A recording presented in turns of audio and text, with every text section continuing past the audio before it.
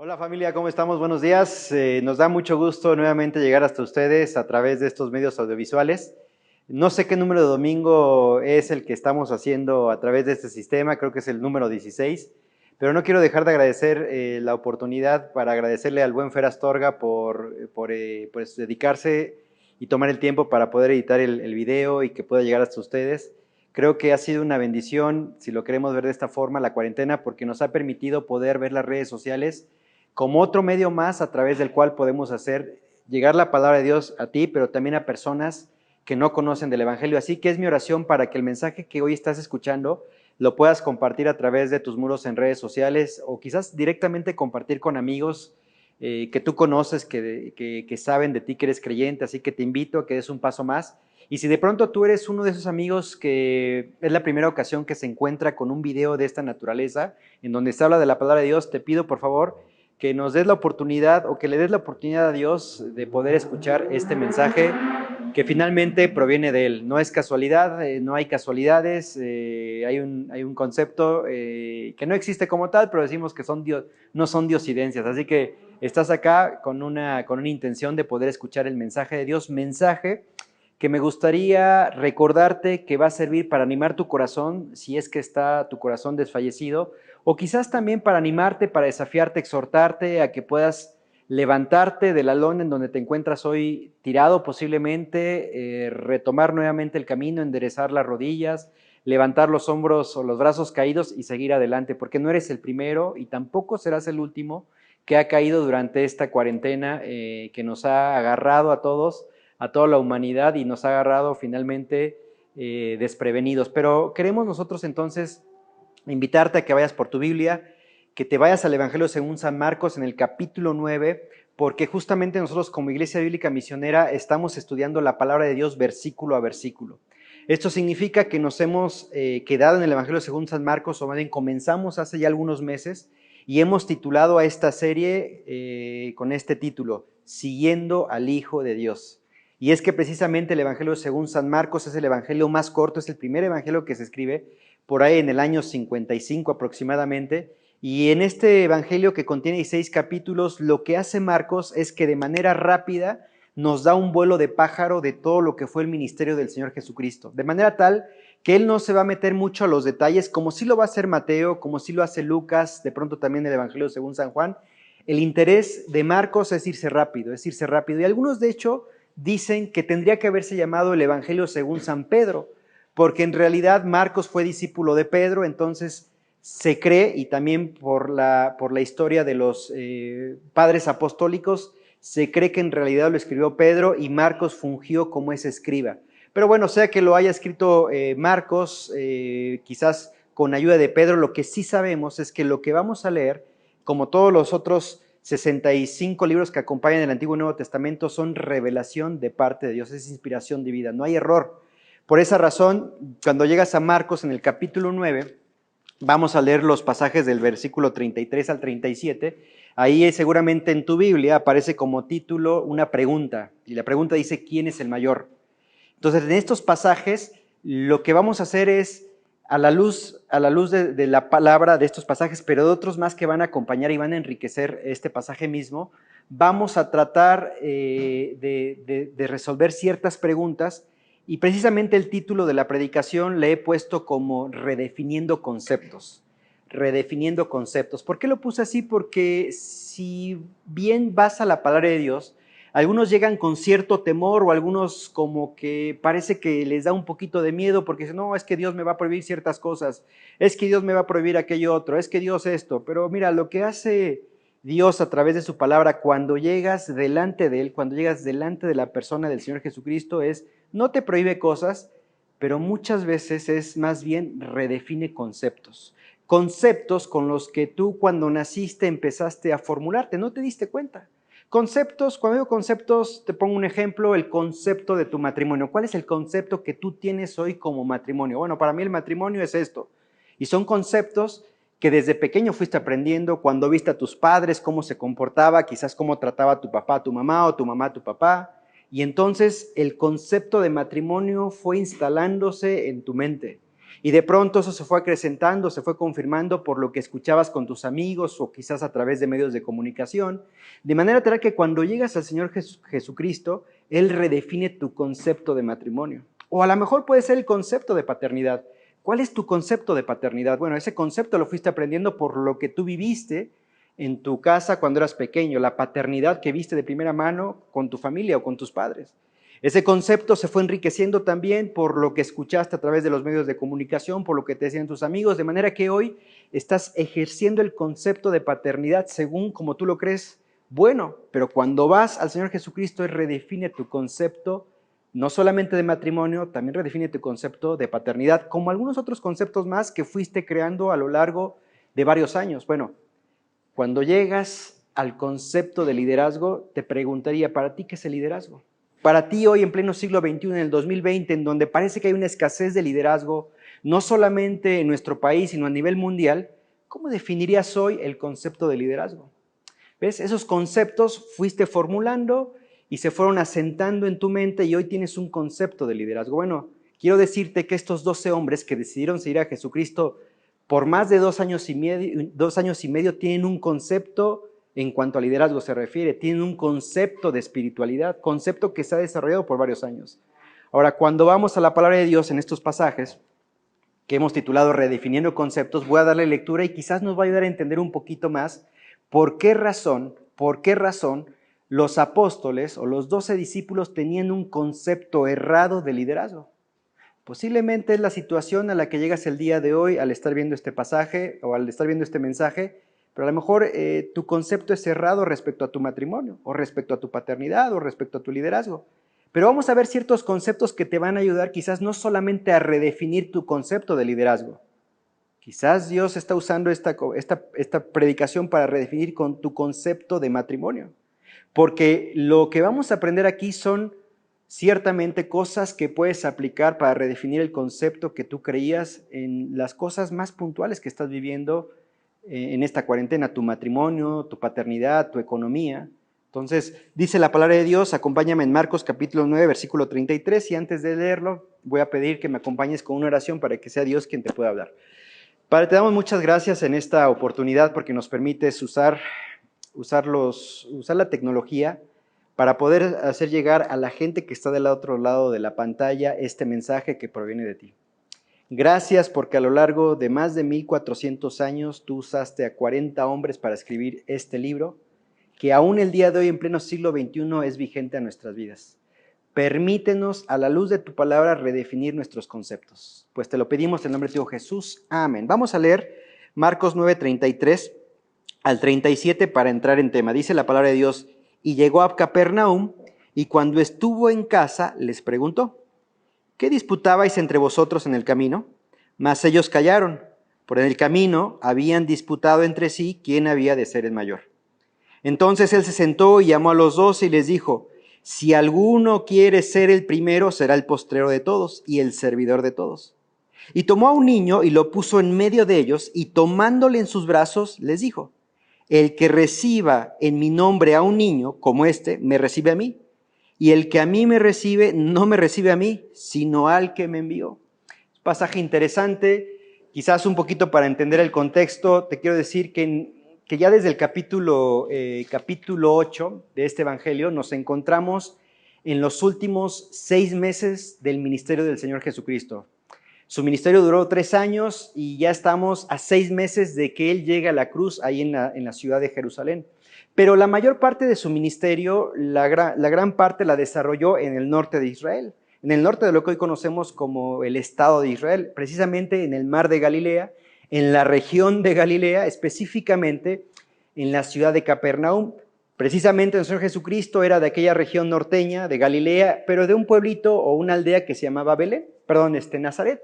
Cuando comienza su ministerio se establece en esta ciudad portuaria que se llama Capernaum, una ciudad de ciertamente que viven pescadores. Ahí vive Pedro. De hecho, seguramente en la casa que está refiriendo Marcos, seguramente es la casa de Pedro.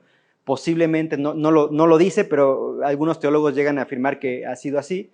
Así que él se encuentra en esos últimos 6 meses, él agarra a sus discípulos, se va un poquito más al norte del mar de Galilea, en la zona de Cesarea de Filipo, una ciudad en cuyas aldeas está pues desarrollando su ministerio, un ministerio muy público, un ministerio de muchas multitudes, pero cada tanto el Señor Jesucristo, en su andar hacia Cesarea de Filipo, se toma el tiempo con sus discípulos, se aparta del camino y les hace preguntas. A ver, chavos, ¿quién dice la gente que soy yo? Dice Marcos 8. Bueno, algunos dicen que eres Juan el Bautista, algunos dicen que eres Elías, ¿ok?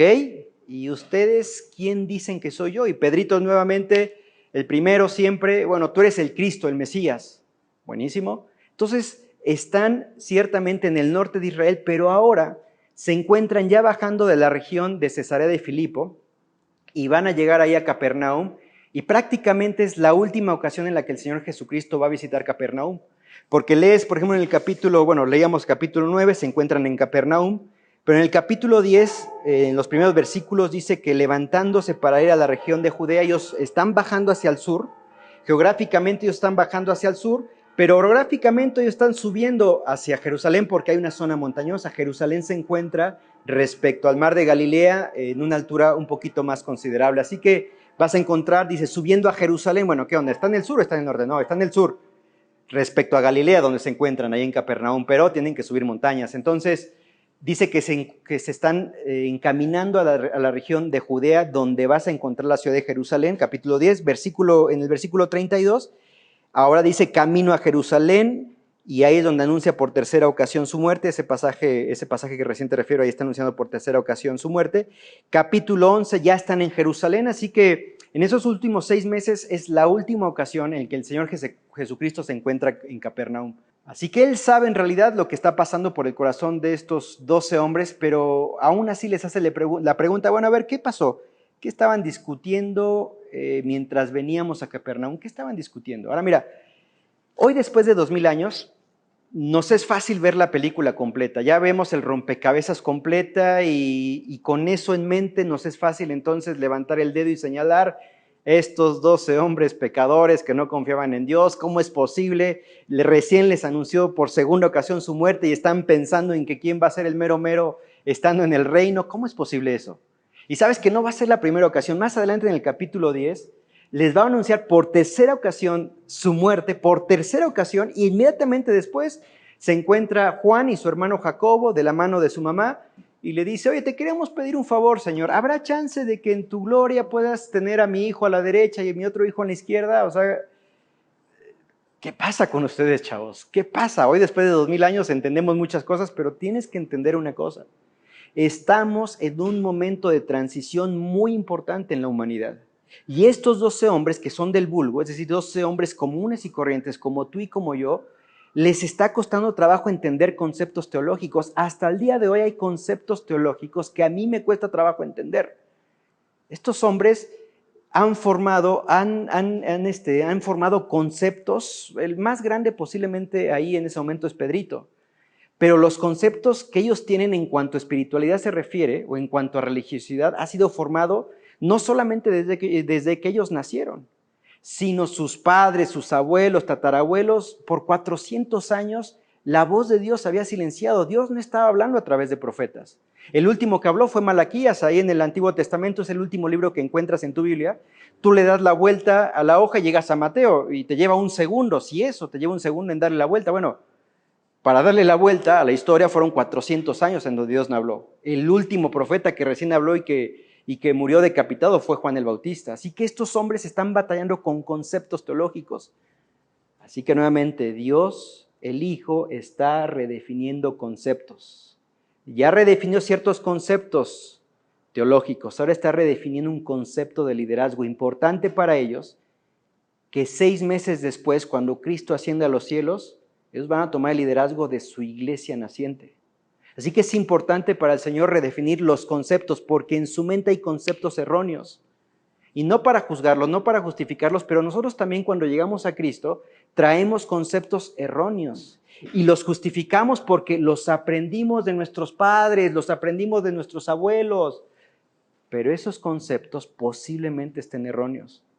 Por eso la importancia de ir a la palabra de Dios.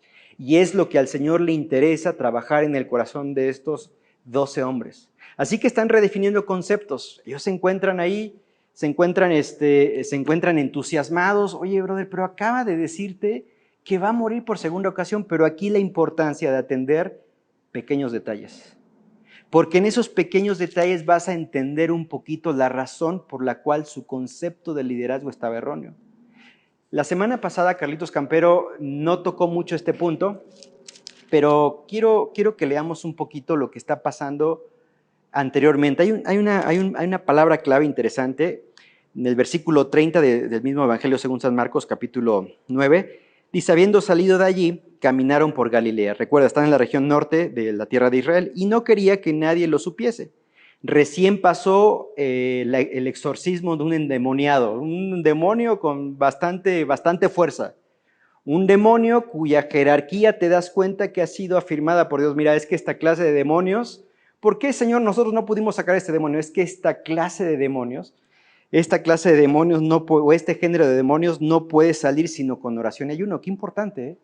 Entonces, después de que ha terminado esto, dice, habiendo salido de allí, caminaron por Galilea y no quería que nadie lo supiese, porque enseñaba a sus discípulos la importancia de atender a sus 12. Y dice, y les decía, el Hijo del Hombre será entregado. El Hijo del Hombre será entregado, ¿ok? Para nosotros hoy es fácil decir, sí, yo soy Paco Damián, hijo de don Cefe, hijo de doña José. Soy un hijo de un hombre, perfecto, y de una mujer.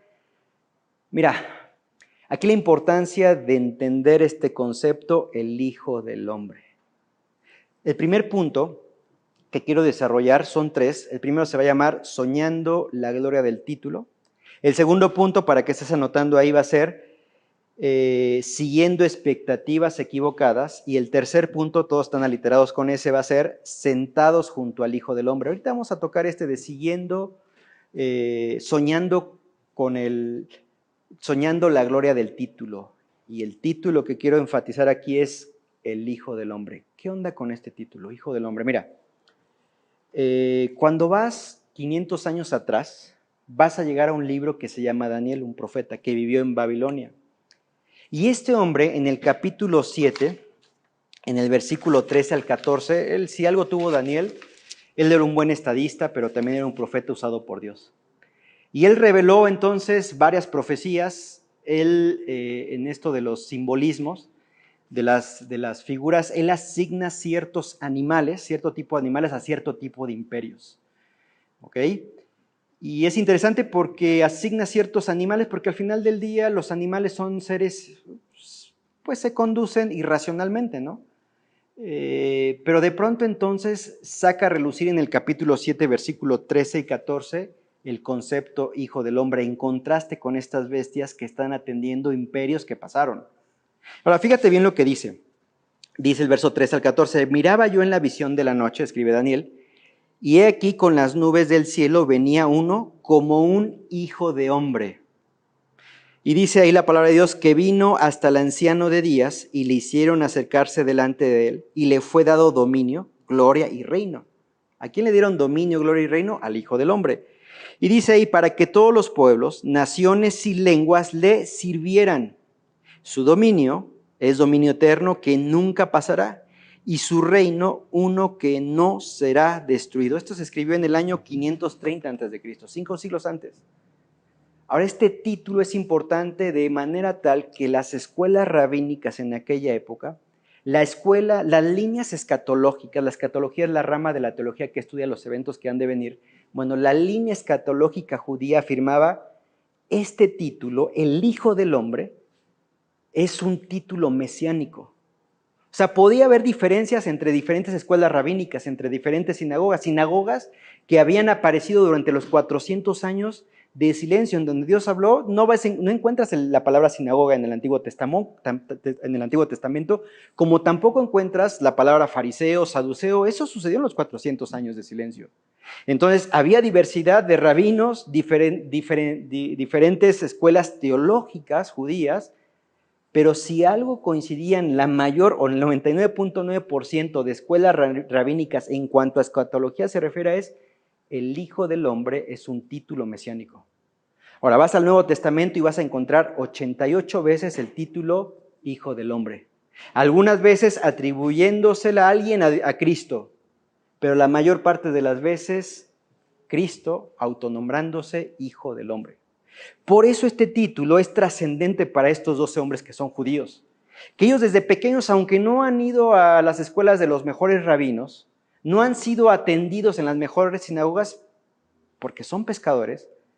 El más preparado, podríamos decir, es Leví, el recaudador de impuestos, pero sea que fueras recaudador, sea que fueras campesino, pescador, sabías que el título Hijo del Hombre estaba asignado al Mesías. Ahora, no es la primera ocasión que encontramos a Cristo diciéndole a los 12, porque el Hijo del Hombre es necesario que vaya a la muerte, ¿no? De las 88 veces solamente te voy a decir 3 veces, te voy a citar 3 pasajes, pero hay 85 pasajes más. Y te voy a citar estos pasajes que precisamente los encuentras en el mismo Evangelio según San Marcos, días antes. Por esa razón, como ha sido dicho por Cristo días antes, ellos están evidentemente soñando con la gloria del título para ellos. Oye, si este es el título que se da a Cristo, no hombre, ni te cuento lo que va a hacer con nosotros. Porque si yo voy a esta profecía de Daniel 7, o sea, recién la leímos, pero te das cuenta que está hablando de un Hijo del Hombre que viene con poder y gloria. Sí, y va a venir con poder y gloria, pero no hace 2000 años. Hace 2000 años también escribieron profetas que iban a venir como el Mesías sufriente. Está próximo a que venga el Mesías, nuestro Señor Jesucristo, por segunda ocasión, pero ahora viene con poder y gloria, como dice Daniel. Pero ellos en su mente estaban anhelando su concepto teológico. No, hombre, ¿sabes lo que nos va a ver? Pues mira, no sé yo, pero yo voy a ser el secretario de Agricultura, ya te digo, ¿eh? No, si tú eres secretario de Agricultura, Leví diría yo sería el secretario de Hacienda. Y ahí discutiendo entre sí, ¿no? Y claro, ellos estaban soñando con un título. No son diferentes a ti y a mí, tampoco. Mira, cuando ves en Marcos, capítulo 8, versículo 31, es interesante porque en Marcos 8:31, recién días antes, justo posterior a la pregunta que Cristo les hace, a ver, ¿quiénes dicen ustedes que soy yo? Y entonces Pedrito dice, no, tú eres el Cristo. Bueno, buenísimo, pero la respuesta no es 100% correcta, están en un 8,5.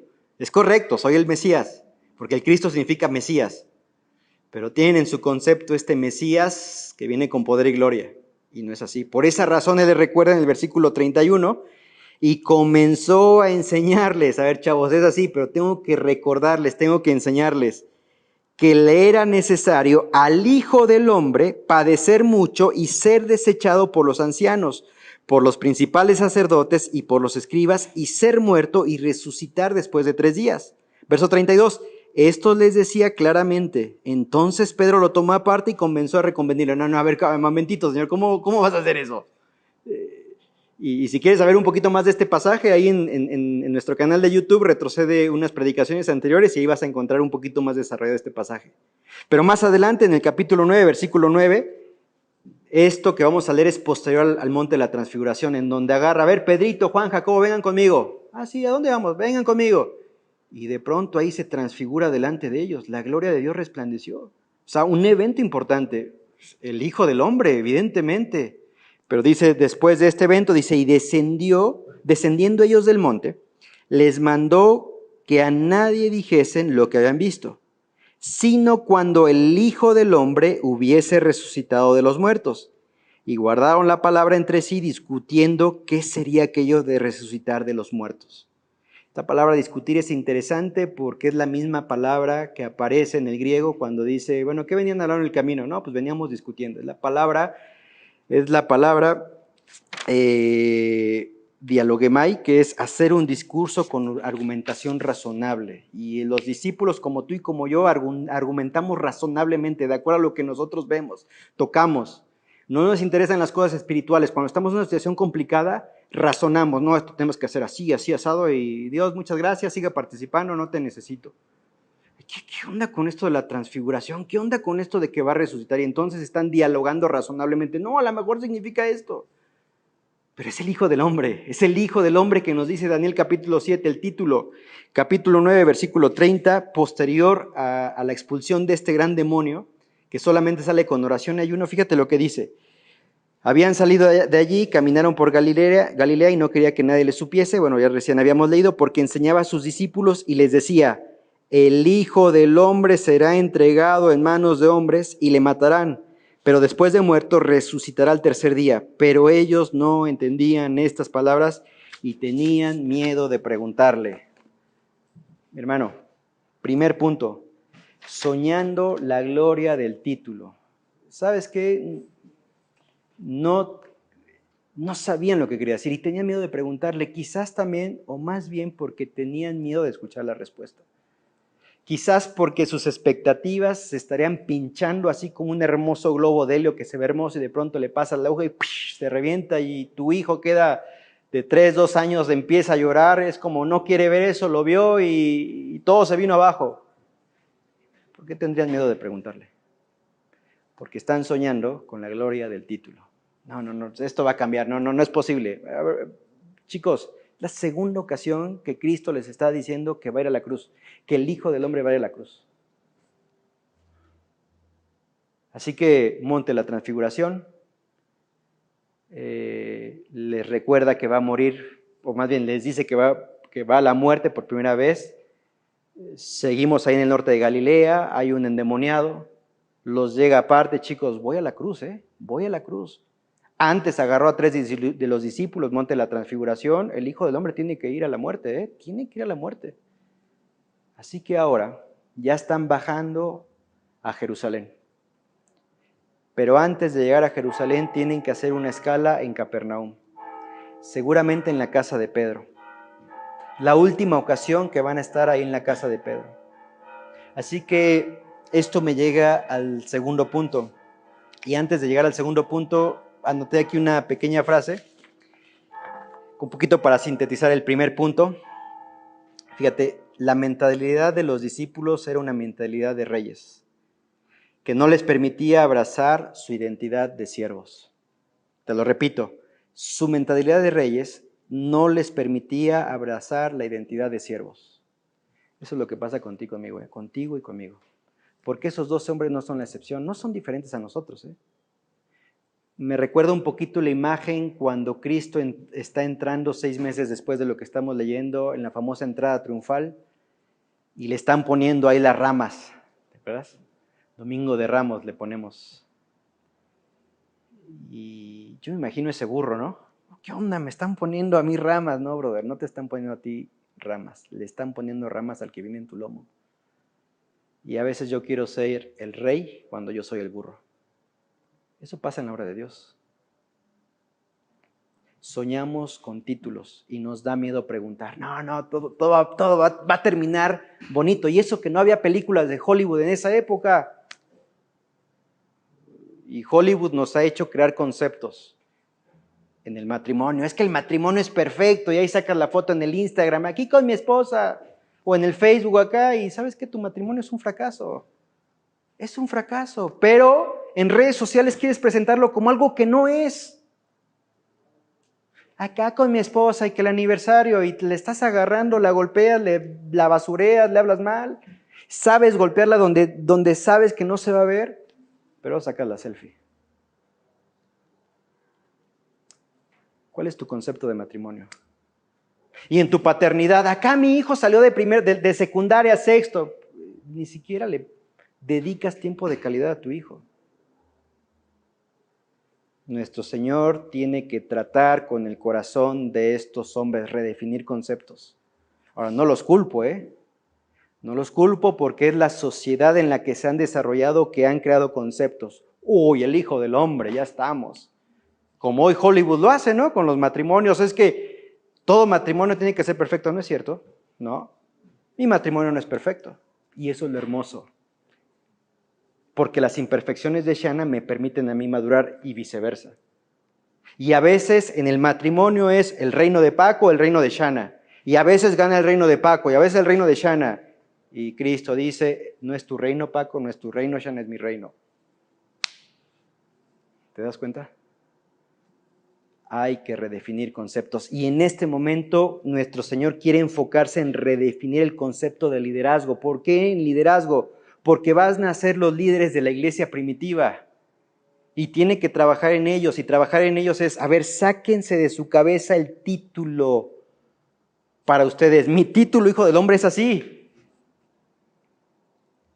Y entonces llegamos al segundo punto, siguiendo expectativas equivocadas.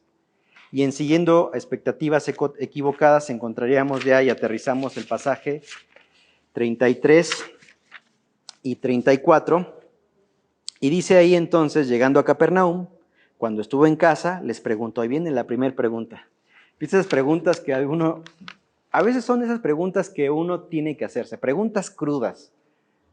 Preguntas cuya respuesta no quieres escuchar, pero que sabes que es la respuesta correcta, pero que tú la caramelizas para que no se vea tan mal. Una pregunta así le hace a los discípulos. ¿Qué disputabais entre vosotros en el camino? Ahora, ¿sabía Cristo lo que disputaban? Sí, sí lo sabía. De hecho, por ejemplo, en el Evangelio según San Lucas, en el capítulo 9, versículo 46, que es el pasaje paralelo, te lo voy a leer, dice, entonces entraron en discusión sobre quién de ellos sería el mayor, verso 47, y Jesús, percibiendo los pensamientos de sus corazones, ¿ves? Lo sabía. Entonces, a ver, Señor, pues si sabes la pregunta, ¿para qué la haces? Para que, o sea, como que en nuestro razonamiento, pues si sabes, ¿para qué preguntas, no? Y entonces, si Dios sabía dónde estaba Adán, ¿para qué le pregunta, Adán, dónde estás? Señor, estaba escondido, tomé el fruto prohibido y vi que estaba desnudo y tuve miedo y me escondí. Qué pregunta más tonta. ¿Dios? Además, hace una segunda pregunta más, ¿eh? ¿Y quién te enseñó que estabas desnudo? Ahora, no solamente le hizo preguntas a Adán y Eva, también a Caín, a su hijo de Adán y Eva.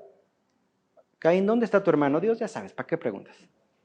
Bueno, porque las preguntas son la mejor técnica que Dios usa para confrontarnos dónde está nuestro corazón. Chavos, ¿qué estaban discutiendo? ¿Qué estaban discutiendo en el camino cuando veníamos de allá arriba? ¿Qué discutían? Mas ellos callaron. Porque sabían que lo que estaban discutiendo no era lo correcto. En ese momento seguramente les cayó el 20. Si no es que mientras que estaban caminando, a lo mejor por ahí les venía el flashazo, ¿no? Creo que no es lo mejor que estamos platicando, pero seguían. Porque una cosa es uno pensando, pero tienes a 11 hombres más que están en la misma, pues ya que estamos, pues estás platicando y así pasa, ¿no? En otras iglesias sucede con hermanas que empiezan con el chisme y empieza una, ¿no? Pues la otra se contagia, la tercera más, cuarta, y ya cuando viste el chisme en la iglesia está a todo lo que da, pero bendito Dios, eso no pasa en la IBM, pasa en otras iglesias. Pues tienes a estos 12 hombres y dices, no, pues ya, los mariachis callaron, diría el proverbio mexicano, ¿no? Los mariachis callaron, porque saben que no está correcto lo que hay en su corazón. Acuérdate, Cristo está redefiniendo conceptos, pero para que redefina conceptos tiene que ver o saber lo que hay en tu corazón. ¿Qué hay en tu corazón respecto al matrimonio? ¿Qué hay en tu corazón respecto a la paternidad? ¿Qué hay en tu corazón respecto a la economía? ¿Qué hay en tu corazón respecto a nuevamente volver a la iglesia? ¿Qué hay en tu corazón respecto a las finanzas que quizás no has dado a la iglesia? Es que en la iglesia me piden dinero, no, brother. Pero quizás es tiempo que en esta cuarentena redefinas muchos conceptos. Quizás Dios está usando este tiempo para que tú, en medio del trajín, de la vorágine, te pares y redefinas conceptos. Y entonces, en ese redefinir conceptos, ellos callaron. Y acá la palabra que se utiliza es disputando. La palabra que te decía hace rato, la palabra dialogemai, de donde viene la palabra diálogo. Pero mira, esta palabra dialogemai es el concepto de hacer un discurso con argumentos razonables. Hacer un discurso con argumentos razonables. ¿Qué significa esto? Quiero detenerme aquí porque a veces en tu matrimonio argumentas razonablemente con tu cónyuge. Y en ese argumentar razonable tú no tienes la culpa, el que la tiene es el otro. Es un argumento razonable, una discusión.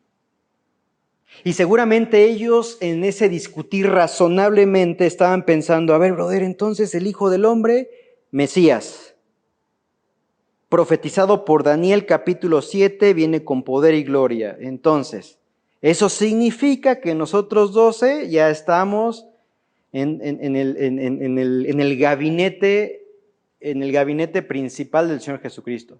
Ahora, la pregunta es, dice ahí, ¿quién va a ser el mayor? ¿Quién va a ser el secretario de Gobernación? ¿Quién el secretario de Relaciones Exteriores?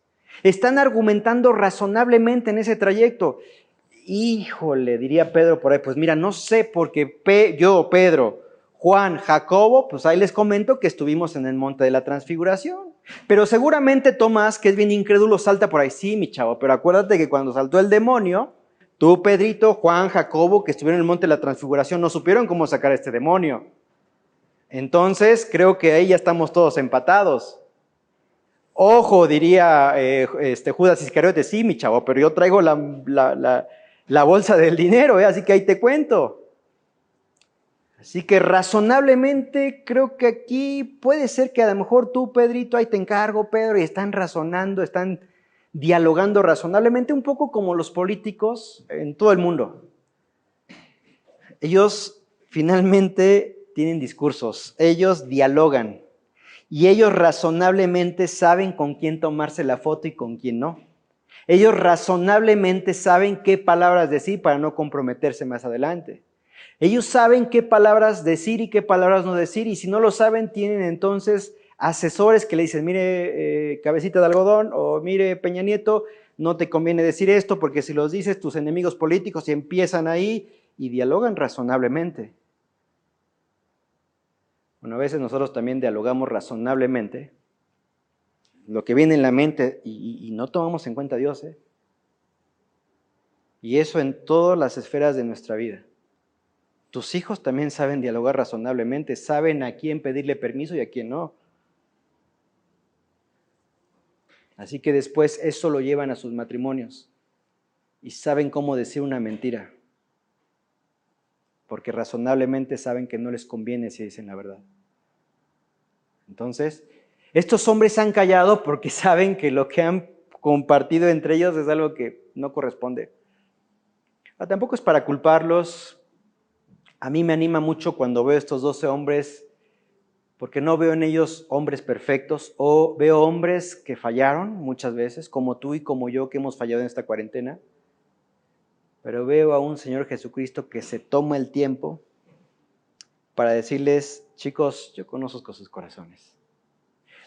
Lucas capítulo 9, versículo 46, bueno, lo leíamos percibiendo el pensamiento, pero quiero leerte Jeremías 17, 9. Este pasaje se escribe 561 años antes de esto que está sucediendo, que estamos leyendo. Y como diría Salomón, no hay nada nuevo debajo del cielo. Hoy, en el 2020, podríamos leer Jeremías y se aplica tranquilamente a ti y a mí. Dice la palabra de Dios, Jeremías 17:9. Engañoso es el corazón, más que todas las cosas, y perverso, ¿quién lo conocerá? Yo, Jehová, que escudriño la mente, que pruebo el corazón, para dar a cada uno según su camino, según el fruto de sus obras. Así que tienes estos hombres cuyo corazón ha sido engañado y ellos no se han dado cuenta. Hasta que Jesús les hace, ¿qué discutían? Los mariachis callaron, porque saben. Y ahí con esa pregunta reveló su corazón. Mira, creo que esta cuarentena hace bien sentarnos y hacernos las preguntas incómodas. En mi matrimonio, ¿quién tiene la culpa, ella o yo? Ahora, a veces tenemos miedo de escuchar la respuesta porque sabemos cuál es. En la paternidad, no, pero estoy cumpliendo con todo, Paco, hasta mis hijos van a escuela privada, les traigo todo lo que necesitan. Sí, mi hermano, ese es tu concepto de paternidad. Pero quiero decirte que el concepto de paternidad de la palabra de Dios es ser el sacerdote de tu casa. Ay, ¿cómo eso de sacerdote? Sacerdote los que están en la iglesia. Concepto equivocado, concepto equivocado. El concepto de sacerdocio es velar espiritualmente por las personas que Dios ha puesto abajo de ti. Que pueden ser, o sea, que es tu esposa, tus hijos, no tienes esposa porque eres madre soltera, lo que quieras, Dios ha puesto abajo de ti a alguien. Pero yo le traigo de comer, sí, qué bueno, pero Dios quiere entonces redefinir el concepto de tu paternidad. ¿Me explico? En esta cuarentena tenemos que hacernos las preguntas incómodas. ¿Qué discutían en el camino, chicos? Y quizás vamos a callar, porque sabemos la respuesta y sabemos que la respuesta no es lo mejor y sabemos que estamos en pecado. Ahora, no te quiero desanimar con esto porque no va a ser el primero y tampoco va a ser el último. A los discípulos le pasó, ¿por qué no te va a pasar a ti? El punto es que ellos tuvieron la humildad de decir, no, pues sí, la verdad, pues sí andábamos mal. ¿Y por qué digo esa respuesta? Porque 6 meses después, aun cuando Pedro le falló nuevamente, le negó 3 veces y cantó el gallo,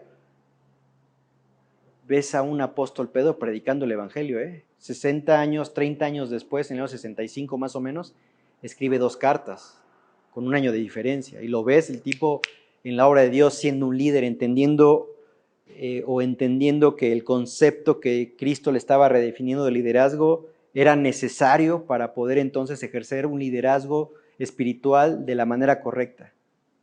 ¿Ves?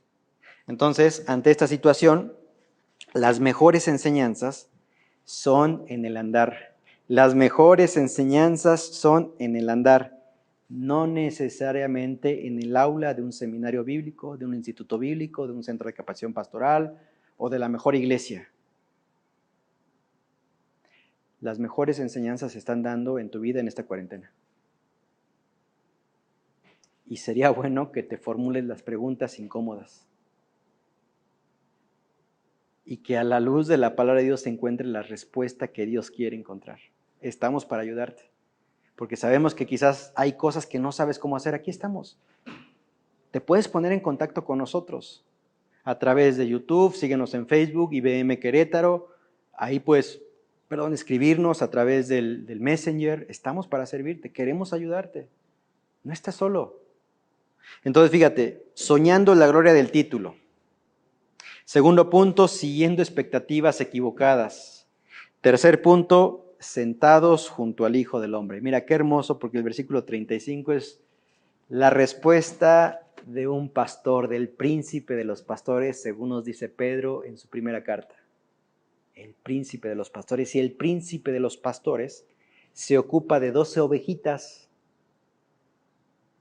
2 ovejitas tan diferentes entre sí. Una salta de un lugar a otro, se llama Pedrito.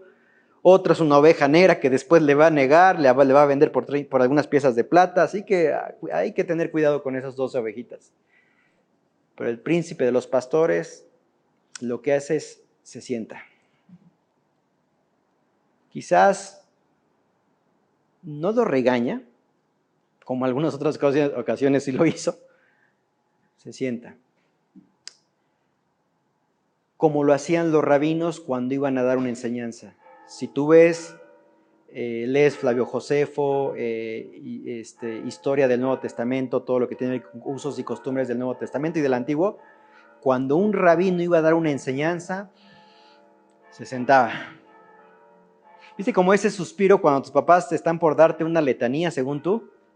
Se sientan, suspiran. En ese suspiro pasan muchas cosas, porque ahora lo que yo estoy haciendo con mis hijos, ¿cómo le digo que esto no me gusta que vea? O esta ropita no me gusta cómo la trae. Me siento, suspiro y Dios da sabiduría. Bueno, estás ahí el Señor Jesucristo como buen príncipe de los pastores. Chicos, siéntense. Tengo que redefinir su concepto de liderazgo. Y entonces dice la palabra de Dios, entonces Él se sentó, llamó a los 12 y les dijo, si alguno quiere ser el primero, está en pecado. No les dijo eso. Si alguno quiere ser el primero, será el postrero de todos y el servidor de todos. Fíjate qué interesante es. No está mal ser el primero, ojo, pero tengo que redefinir el concepto. Es bueno. De hecho, por ejemplo, si tú vas en las cartas pastorales que escribiera Pablo a Timoteo y a Tito, si alguno anhela obispado, buena obra desea. Es un modelo de liderazgo. Pero es necesario que el obispo sea, y empieza la lista, irreprensible, marido no a la mujer, que tenga sus hijos en sujeción, toda la cosa. Muy similares a los de Tito. Entonces, no está mal anhelar liderazgo. Si alguno quiere ser primero, está bien, no está prohibido, chicos. No está, es más, échenle ganas. Pero tengo que redefinir el concepto de liderazgo que ustedes traen. Entonces dice ahí, Será el postrero de todos y el servidor de todos. Primero, chicos, redefinir el concepto de liderazgo tiene que ver con que no estás arriba de, estás abajo de, eres servidor. Gracias a Dios que no fue osado Pedrito para decir, a ver, ponnos el ejemplo, porque ejemplo ya han visto. Es más, 6 meses después, cuando estaban ahí en Jerusalén, todavía les da la muestra de humildad más grande. ¿Y quién va a lavar los pies, chicos? Estamos en la última cena. No, pues no sé qué, no, pues tú eres el más chiquito, Juan. No. Cristo agarra su toallita, agarra la bandejita como un esclavo de la más bajo que hay en una casa. A ver, chicos, ¿con quién empiezo? Servicios, ¿se acuerdan? Les dije hace 6 meses, en Capernaum, en la casa de Pedrito, si alguno quiere ser el primero, sirva, acá estoy sirviéndoles, chicos. Servicio, esclavo, acá estoy para servirles. No es para andar en una hermosa silla, en alguna ciudad por poner un nombre, no sé, el Vaticano por poner un nombre, no, eso no es. No es ser un pastor rockstar, ni esas cosas, no, eso no es. Servicio, chicos. Solamente que a veces, quizás en esa situación de que estamos arrastrando conceptos de liderazgo, hoy me da un poco de miedo, quizás, o como un escozor ver a las nuevas generaciones cuyos ídolos de ministerio son pastores rockstars. El ministerio no siempre va a ser así. Y gracias a Dios que hay pastores que tienen ese empuje y Dios, qué bueno, pero no estamos todos llamados a ser eso. Hay pastores que se encuentran en medio de la nada y que nadie sabe de su existencia y se encuentran haciendo el ministerio y no a multitudes, un ministerio a personas. Y nadie los conoce. Y entonces él no es pastor, pero el que está aquí con grandes transmisiones de Facebook y nosotros creo que tenemos 100 gatos locos cuando viene nos va, y otros, no manches, 100 gatos es lo que yo tengo el miércoles. Bueno, yo debo entender, redefinir mi concepto de liderazgo. Estoy para servir. Estamos para servirte a ti. Pero si tú no te acercas a nosotros, pues ¿cómo te explico? Chicos, necesitan redefinir su concepto. Está bien que quieran ser primero, pero tienen que ser siervos. Y tomándolo en sus brazos les dijo, el que reciba en mi nombre a un niño como este, me recibe a mí. Y el que a mí me recibe, no me recibe a mí, sino al que me envió. Entonces tienes ahí sentados junto al Hijo del Hombre estos 12 hombres, en la tranquilidad de la casa posiblemente de Pedro, preguntas directas al corazón. Quizás tenían en su mente una expectativa diferente alimentada por la forma de pensar de este mundo. Jesús no repudia el deseo de la grandeza, sino que redefine el concepto. Necesitamos ser el burro, no el Mesías. Y entonces agarra a un pequeño. Algunos dicen que posiblemente ese pequeño más adelante va a ser Ignacio, el obispo de Antioquía, de donde salió el apóstol Pablo, claro, muchos años después. Es el discípulo de Juan. Posiblemente los padres apostólicos confirman que ese pequeño era Ignacio de Antioquía. Quiero ser un romántico y pensar que estaba el pequeño Ignacio ahí escuchando eso y él entendió el concepto, se convierte y Dios lo usó de una manera increíble. Chécate la biografía de Ignacio de Antioquía. Búscalo así, Ignacio de Antioquía, vas a quedar impactado. Ahora, si no lo es, no tengo idea. Yo espero que sí. Cuando vaya delante de Dios, ¿dónde está Ignacio de Antioquía? Le voy a preguntar, ¿tú eras el pequeño de Mateo, de Marcos capítulos 9, versículo 33? No lo sé.